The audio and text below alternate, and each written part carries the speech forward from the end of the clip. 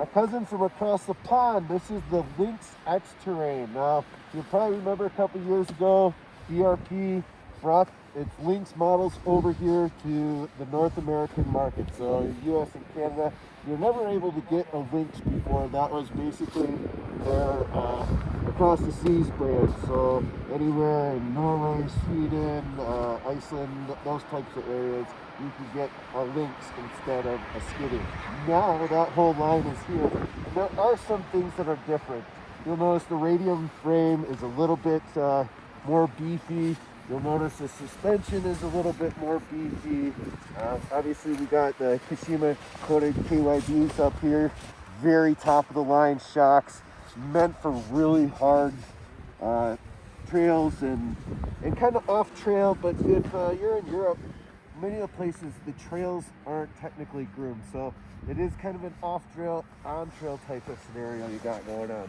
You'll also notice different skis. Now these are real similar to the crossover skis that are on all the Skidoos. So some of the Renegades with the backcountries and free ride stuff like that. But this is their Blade XC Plus ski. I actually really like these skis. They're not as tapered in the back as the crossover skis for the Skidoos. So they're a little flatter, but they do a really good job on the trail in high snow conditions. So when you're making fast turns, the deep heel gives you a lot of push and keeps you straight in the corners. Other things that you're going to notice on several 4 headlight system. That's a lot different than the Skidoos. Your front end plastics are going to be a little bit different. I find these to be a pretty sleek look.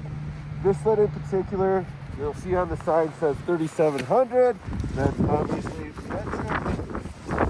from across the board. What it means, it's a 146. With 2-inch lead paddle on this track, this thing really puts up great on trail, great off trail. The biggest thing that came with this sled this year was the option for the 850 E-TEC Turbo R. That's with the methanol system in the back. So you got your little go faster juice back there. And yes, this sled pulls the mail. Turns the track really well, and it's a lot of fun. It's a really easy to use turbo. There's not much lag at all. Top end is great, so I would highly recommend one of these to anybody who's looking for a do-everything crossover sled.